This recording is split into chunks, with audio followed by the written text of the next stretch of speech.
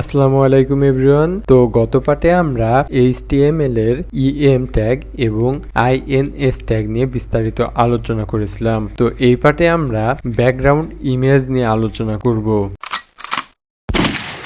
তো এর আগে একটা পার্টে আমরা শুধু ইমেজ ট্যাগ নিয়ে অর্থাৎ IMG যেই ট্যাগটা সেই ট্যাগটা নিয়ে আলোচনা করেছিলাম। তো এই পার্টে আমরা IMG যেই ইমেজ ট্যাগটা আছে সেই ইমেজ ট্যাগটা নিব এবং ব্যাকগ্রাউন্ড ইমেজ সম্পর্কে বিস্তারিত আলোচনা করব।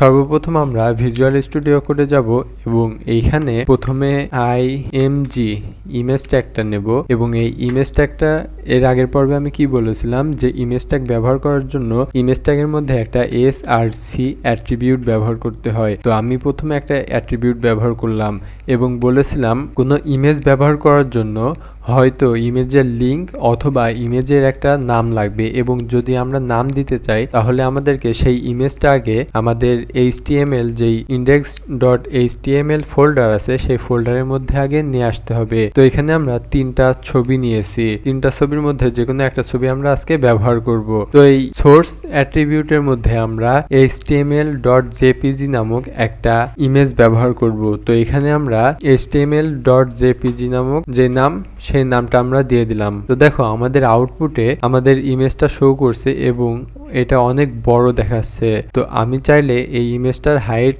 এবং উইথ সেট করে দিতে পারি। এজন্য আমরা ইনলাইন CSS ব্যবহার করব এবং এখানে একটা স্টাইল প্রপার্টি ইউজ করব এবং এই স্টাইল প্রপার্টির মধ্যে হাইট এবং উইথ সেট করে দেব।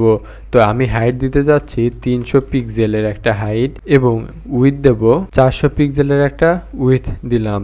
তো দেখো আমাদের 400 পিক্সেল বাই 300 পিক্সেলের একটা উইথ এবং হাইট সেট হয়ে গেল। তো এটাই মূলত ইমেজ ট্যাগ। তো এই ট্যাগের উপরে যদি আমরা কিছু লিখতে চাই তাহলে কিন্তু আমরা সহজে লিখতে পারবো না এবং আমরা যদি এটা কেটে দেই এবং আমরা যদি নিতে চাই যে একটা ব্যাকগ্রাউন্ড ইমেজ, যেই ব্যাকগ্রাউন্ড ইমেজের উপরে আমরা অন্য কিছু টেক্সট লিখতে পারবো আমাদের স্বাধীনভাবে।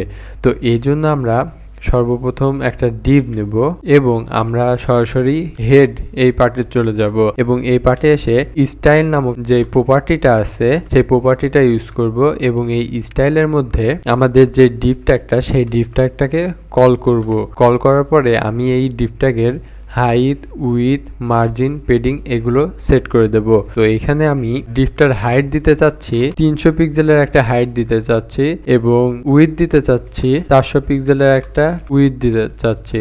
তো আমি 400 পিক্সেলের হাইট এবং উইথ দিয়ে দিলাম। আমাদের আউটপুটে কিছু শো করছে না কারণ এর এখনো বর্ডার দেওয়া হয়নি। তো আমরা যদি বর্ডার অ্যাট্রিবিউট ইউজ করি এবং এখানে লিখে দিই আমাদের বর্ডারটা হবে 2 পিক্সেলের সলিড ব্ল্যাক কালারের একটা বর্ডার হবে। আমরা যদি রিফ্রেশ করি তো আমাদের আউটপুটে 300 পিক্সেল বাই 400 পিক্সেলের একটা বর্ডার চলে এসেছে এবং এটা একটা ডিভ কন্টেনার এবং আমরা এখন এই ডিভ কন্টেনারের মধ্যে আমরা একটা ইমেজ নিতে যাচ্ছি যে ইমেজটা ব্যাকগ্রাউন্ড হিসেবে ব্যবহার করা যাবে এবং এই ব্যাকগ্রাউন্ড ইমেজের উপরে আমরা কোনো টেক্সট, কোনো ইমেজ অথবা অন্য কোনো কিছু ব্যবহার করতে পারবো, কোনো লিঙ্ক ট্যাগ ইত্যাদি আমরা ব্যবহার করতে পারবো। তো এই জন্য আমাদেরকে যেই স্টাইল প্রপার্টি নিয়েছিলাম হেডার পার্টের মধ্যে যে স্টাইল প্রপার্টি নিয়েছিলাম এবং ডিভ ট্যাগটাকে কল করেছিলাম সেই ডিভ ট্যাগের মধ্যে আমরা ব্যাকগ্রাউন্ড ইমেজ নামে একটা প্রপার্টি আছে সেই প্রপার্টি কল করব এবং এখানে লিখব URL এবং ফার্স্ট ব্র্যাকেট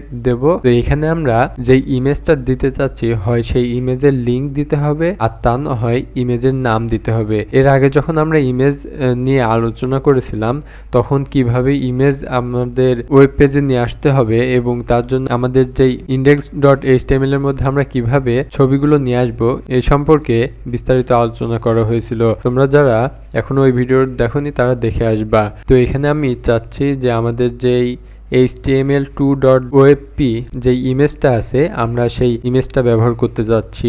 তো এই কারণে আমরা ঠিক ওই নামটা দিয়ে দেব।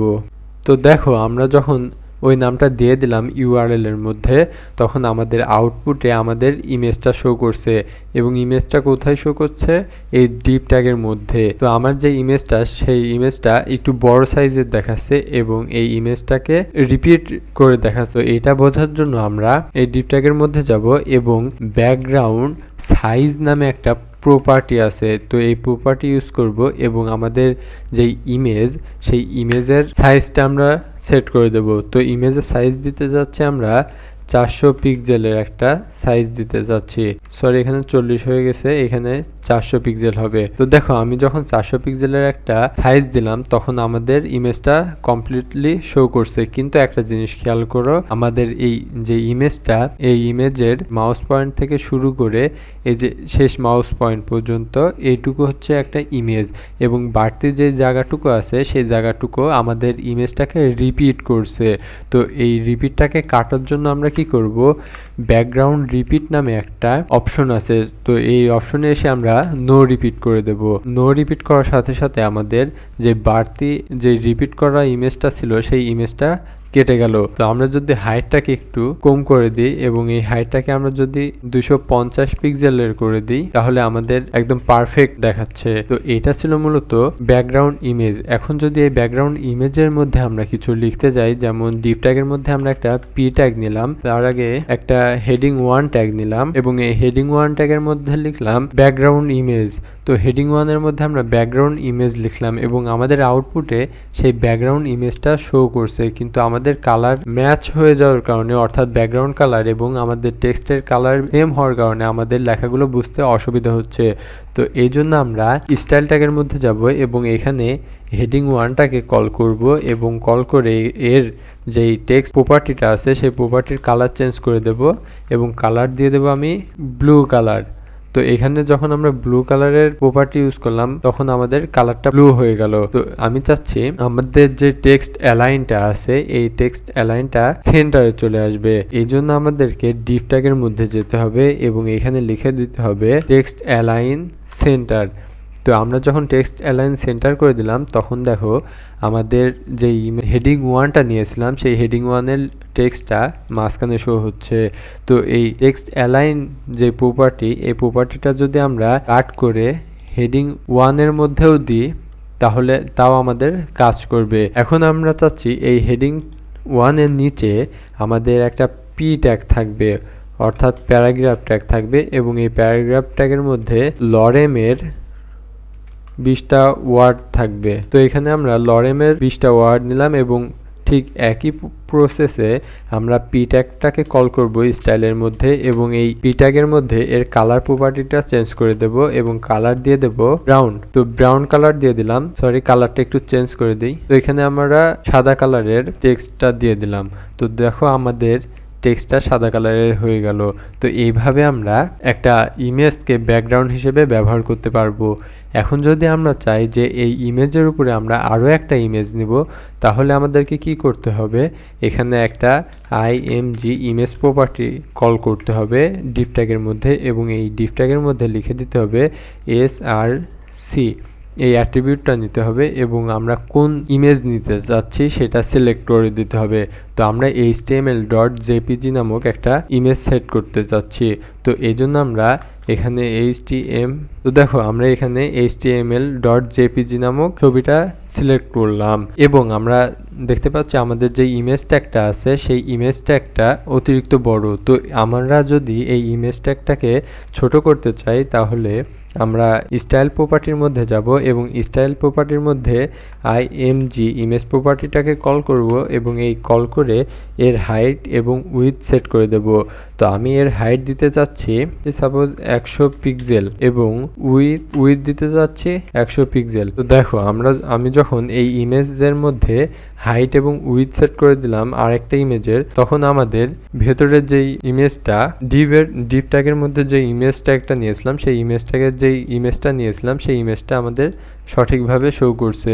তো এইভাবেই মূলত ইমেজ ট্যাগ এবং ব্যাকগ্রাউন্ড ইমেজ প্রপার্টি ব্যবহার করে আমরা একটা ওয়েব সুন্দরভাবে ডিজাইন করতে পারি। তো এই পর্বে আমরা কি শিখলাম, ইমেজ ট্যাগ কিভাবে ব্যবহার করতে হয় এবং ব্যাকগ্রাউন্ড ইমেজ প্রপার্টি কিভাবে ব্যবহার করতে হয়। তো এর পরের পার্টে আমরা W3 স্কুলে যাব এবং সিরিয়াল অনুযায়ী আমাদের যে পিকচার এলিমেন্ট আছে, HTML পিকচার এলিমেন্টস আছে, তো এর পরের পার্টে আমরা এই পিকচার এলিমেন্টস নিয়ে আলোচনা করব।